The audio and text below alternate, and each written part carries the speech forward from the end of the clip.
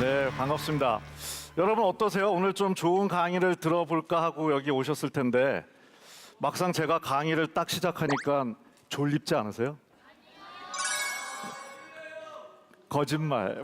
이러면서 우리는 강의만 들으면 사실 좀 졸립다 뭐 이런 생각이 있죠. 왜 이렇게 강의만 들으려고 그러면 잠이 올까요? 왜 이런 일이 생기는 걸까요? 잠을 자지 말아야 할 곳에서는 잠이 오고 잠을 자려고 하면 또 막상 잠이 오지 않는 왜 이런 청개구리 같은 것들이 우리한테 마음에서 일어나는 걸까요?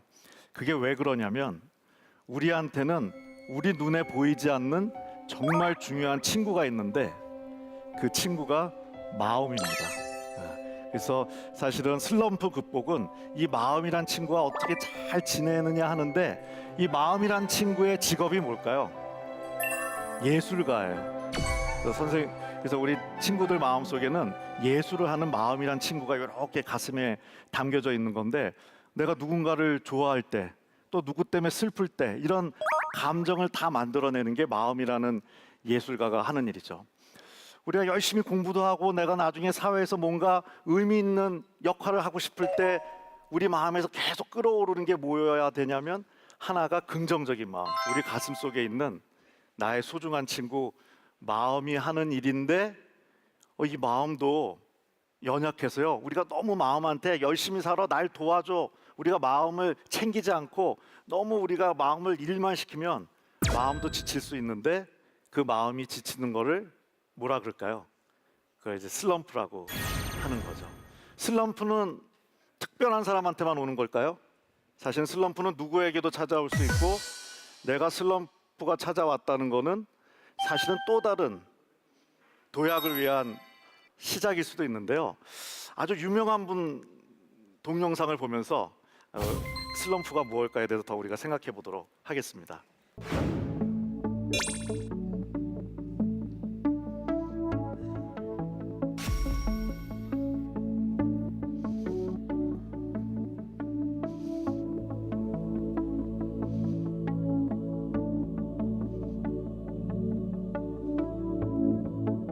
김연아 씨는 최고의 금메달까지 딴 최고의 피겨 스케이트 선수이고 뭐 특별히 슬럼프가 없을 것 같지만 김연아 선수가 마지막 금메달을 앞둔 경기에서 인터뷰한 영상이 제 가슴을 퉁 쳤는데 그때 뭐라고 했냐면요.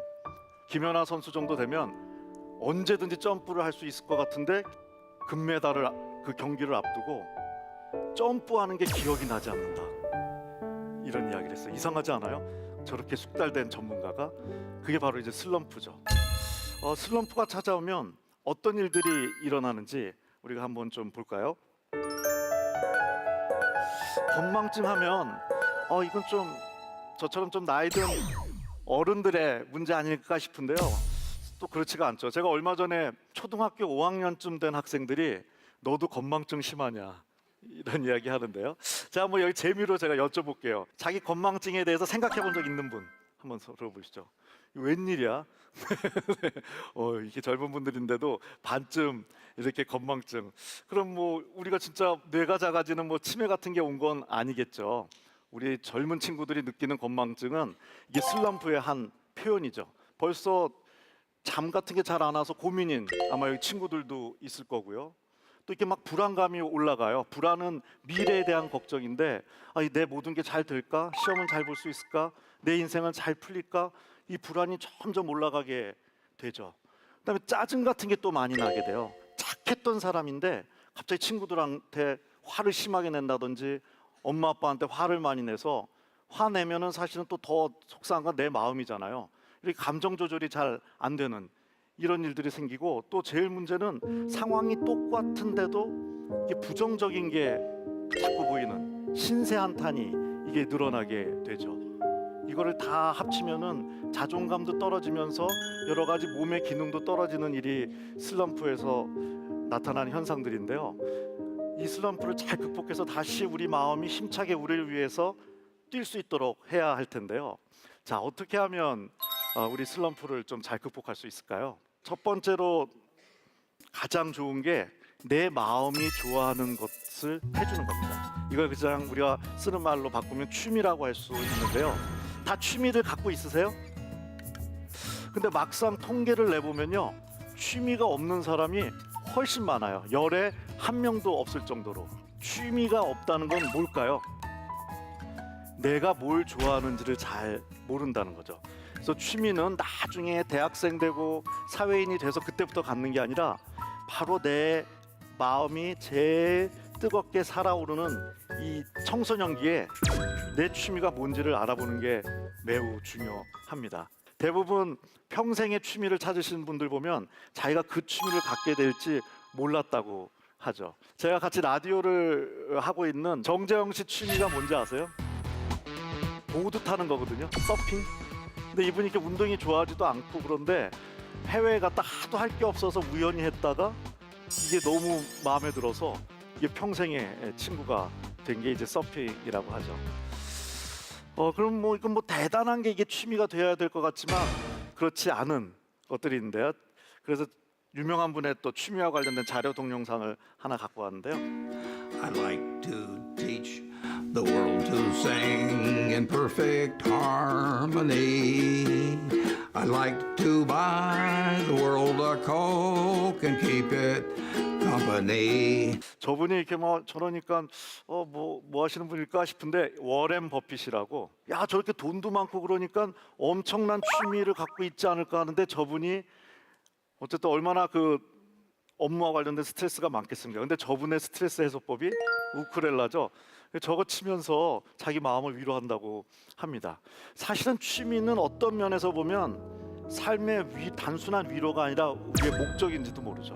우리가 열심히 살고 또 생존과 성취를 위해서 뛰는 거는 우리 뇌를 즐겁게 해주는 건데, 이게 막상 우리 뇌를 제일 즐겁게 해주는 일이 사소한 것에서 시작될 수 되는 경우가 많은데요. 그래서 우리 함께한 우리 친구 여러분들도 내가 뭘 좋아하는지를 이렇게 찾아보는 일들을 해보셨으면 좋겠어요. 제 취미는 뭘까요? 낚시요? 아재라서 잘 안 어울리지만 저는 이 락 밴드를 하고 있어요. 제가 좀 기타 좀 치는데요. 이게 하다 보니까 점점 제 하는 일 힐링에도 연관이 되고 그래서 지난주에는 김도균 씨라고 아시나요? Lord, take me downtown. I'm just looking for some caution. 그분이 하는 공연에서 제가 사회도 보고 해설도 보고, 그러니까 취미가 막 일과도 연관되는 이런 게 있죠. 사람이 지치지 않고 가려면 내가 뭘 좋아하는지를 잘 알아야 됩니다. 그래서 지금 공부할 때니까 친구도 만나지 말고 모두 하지 말고 모두 하지 마, 이게 다 열심히 살라는 소중한 어른들의 이야기이긴 하지만 반만 받아들이시고 내가 좋아하는 게 정말 뭔지를 찾아내는 그런 취미, 뇌를 즐겁게 하는 그 취미를 찾아가시는 게 참 중요하죠. 두 번째는 또 어떤 방법이 있을까요? 자, 우리 오늘 오신 친구분들은 인생 목표가 있으세요? 뭐가 되고 싶으세요? 뭐 이런 걸 다 갖고 계신가요? 한 인생을 70쯤 사신 성공하신 어른이 저를 찾아오셨는데 깊은 슬럼프에 빠지셨어요. 아무것도 하고 싶지 않고 뭐 열심히 살았는데 뭔지 모르겠다, 뭐 이런 말씀을 주시는 거예요. 그래서 제가 여쭤봤어요. 어르신, 삶의 목표가 뭐세요? 이렇게 여쭤봤더니 열심히 사는 게 내 목표였다, 이런 이야기를 하셨는데요. 사실은 근데 이 심리 철학 쪽에서는요, 열심히 같은 목표가 안 좋다고 합니다. 행복하고 싶어요, 건강하고 싶어요, 이런 목표들이 되게 아름다울 것 같은데 이거는 측정하기도 어렵고 너무 높은 목표여서 오히려 이런 목표를 갖고 있으면 더 슬럼프에 빠지기가 쉽다는 거죠. 저도 7, 8년 전에 슬럼프를 깊게 경험한 적이 있는데요. 그때까지만 해도 딱히 제 인생 목표는 없었는데 아마 뭐 우리나라에서 제일 유명한 정신과 의사가 되자 이런 거가 아닐까 싶었는데요. 그때 제 인생 목표를 바꿔봤어요. 어떻게 정했냐면요, 하루에 한 명이라도 위로하는 사람이 되자, 이런 걸로 한번 바꿔봤거든요. 그랬더니 신기한 일들이 생기는 거예요. 내가 최고의 강사가 되겠다는 목표가 있을 때는 막 화가 나고 속상하니까 강의도 안 되고 강의가 엉망이 되니까 자는 사람이 더 늘어나는데, 한 명만 위로하는 사람이 되자 이렇게 오히려 목표를 소박하게 바꿔봤더니 한 명은 들어주시거든요. 한 명이 들어주니까 내 인생의 목표는 이루어진 거고, 그래서 재밌게 하다 보면 왜 쟤네들은 저렇게 재밌게 놀지 하면서 잠자던 사람들도 다 일어나다 보니 제가 좋은 강사란 얘기가 들 수 있는 이런 일들이 생기는 거죠. 제가 최근에 들은 인생 목표 중에 좋았던 게 책을 만드시는 일을 하는 분이 저한테 얘기해 주신 건데요. 내 평생에 나만의 서재를 갖고 싶다. 뭐 이런 거였어요. 이렇게 상징성도 있으면서 내가 실제로 이룰 수도 있는 이런 인생의 목표를 갖고 있는 게 내가 원하는 목표를 향해 달려가고 소박한 듯하지만 그 안에 큰 꿈이 담겨 있을 때 우리는 지치지 않고 잘 살 수 있죠. 그래서 혹시 열심히 살자, 성공하자, 행복할 거야 이게 지금 인생의 목표라면 그게 나쁜 건 아니지만 더 도달할 수 있으면서 남과 다른 나만의 인생의 목표를 이렇게 가져주셨으면 이게 또 슬럼프를 극복하는데 큰 도움이 되죠. 자, 이제 마지막 한 가지 더 이야기 드리고 제 강의를 마칠까 하는데요. 우리 여기 계신 친구분들은 다 영화를 찍고 있습니다. 영화 이름이 뭘까요? 내 인생이란 영화를 다 찍고 있죠. 연기를 배울 필요도 없어요. 왜냐하면 진짜 내 인생이니까. 자, 영화 배우가 언제 자기 영화를 감상할 수 있을까요? 영화를 찍으면서 감상할 수 있을까요? 아니죠. 시사회 때, 영화가 다 만들어졌을 때 감상할 수 있는 것처럼 내 영화를 주인공이 아닌 관객의 입장에서 이렇게 바라봐 주는 게 중요한데요. 그때 쫙 충전이 되는 걸로 되어 있어요. 어떻게 하면 내 인생을 관객으로 볼 수 있을까요? 의자에 앉아서 이렇게 보려고 노력하면 볼 수 있을까요? 그렇지 않고요. 자연과 문화를 즐길 때 그런 게 된다고 합니다. 그래서 제가 한 가지 팁을 드리면 바쁜 와중에도 하루에 10분은 낼 수 있잖아요. 그렇죠? 좋아하는 음악을 들으면서 해도 좋고 멍 때리며 걷기 하루 10분. 하루 10분 나만을 위한 바캉스, 멘탈 바캉스, 마음 휴가의 시간을 전해드리고 싶습니다. 이 멍 때린다고 하면 잡념을 생각할 수 있는데요. 잡념과는 다릅니다.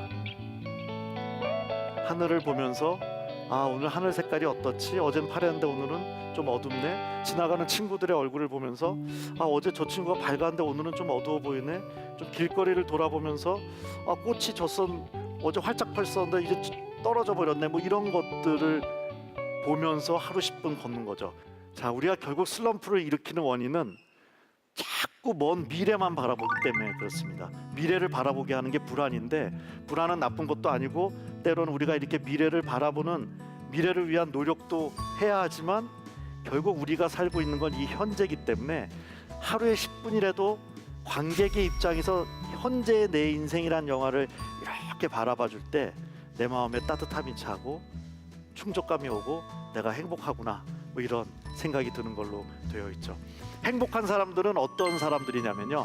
물론 성취도 중요하고 성공도 중요하지만 미래가 아니라 현재를 살고 있는 사람들이죠.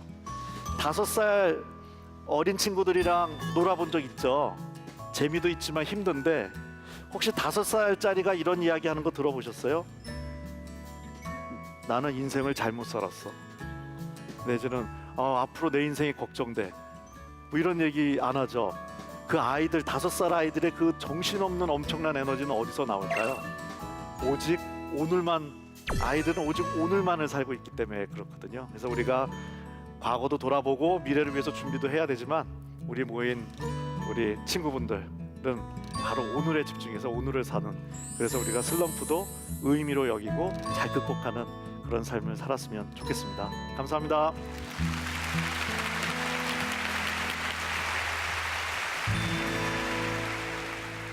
자, 그러면 또 우리 학생들과 또 윤대현 네. 교수님이 또 증문즉답을 하는 시간을 가져보도록 할 텐데 우리 교수님께 네. 궁금한 게 있는 친구들 손을 들고 질문을 해주세요. 자, 손 번쩍 들어주세요. 네. 맞네요. 제 또래 아이들도 상담 많이 하셨을 거 아니에요. 네. 그 상담한 애들 중에 제일 기억에 남는 고민. 이게 참 어른들과 많이 다르신 것 같아요. 요즘 그 부모님들이 제일 걱정하는 게 그 외톨이형이 되는 거거든요. 슬럼프에 빠지면 친구도 많고 잘 지냈는데 어느 날 슬럼프에 빠져서는 3년 동안 한 일이 자기가 좋아하는 아이돌 그룹 PC 화면으로 보는 것밖에 안 했어요. 불 다 꺼서. 네. 근데 이 외톨이 같은 것도 무조건 병이고 나쁘게만 보는 게 아니라 우리 안에 중요한 친구가 있다 그랬잖아요. 마음이 네. 조금은 부모님 보시긴 답답하지만 그때 막 빨리 나와 재촉하지 않고 이게 잘 지켜주면 그러면서 그 외톨이 속에서 아무것도 안 하는 것 같지만 뭔가 거기서 또 창조적인 힘, 여러 가지 에너지가 감성적인 에너지가 차오르면서 어느 날 문을 열고 나와서 네. 지금 다시 잘 생활을 하고 있어요. 아. 그래서 오히려 직업을 하고 싶은 것도 바꿔서 네. 연기 쪽으로 오. 자기의 그 3년이 의미가 없었던 게 아니죠. 아. 다른 질문 혹시 있나요? 네, 우리 학생. 교수님은 슬럼프 없으셨어요? 저는 뭐 하루에 2시간 정도는 매일 슬럼프가 오는 것 아. 같은데요. 오. 왜냐하면 우리가 스마트폰 매일 충전하죠. 그런 것처럼 긴 슬럼프가 오기도 하지만요. 매일매일 몇 시간씩도 올 수가 있습니다. 네. 왜냐하면 우리 마음도 스마트폰처럼 쓰다 보면 지쳐서 충전을 해줘야 되거든요. 그래서 제가 요즘 내 마음이 상태가 좋은지 안 좋은지를 언제 테스트 해보냐면요. 아침에 출근할 때 차를 몰고 하는데요. 네. 어떤 날은 누가 이렇게 끼어들면 아유 다치시면 안 되지 바쁘신가 보다 이런 날이 있는가 하면요. 그 다음 날은요 똑같은 분이 똑같은 상황인데 내가 의사를 때려치고 너를 끝까지 쫓아가리라. 왜냐하면 이게 사람이 지치면 공감 능력이 떨어지고 그렇죠. 분노 반응이 화나죠. 네. 생기거든요. 그래서 내가 까칠해졌구나. 어제 너무 뇌를 썼나 보다. 예. 놀아야겠다. 충전을 해줘야겠다. 이렇게 합니다. 윤대현 교수님과 증문즉답의 시간을 가져봤습니다. 자, 다시 한번 서울대 병원 정신건강의학과 윤대현 교수님께 큰 박수 네. 부탁드립니다. 감사합니다. 고맙습니다. 네. 고맙습니다. 감사합니다.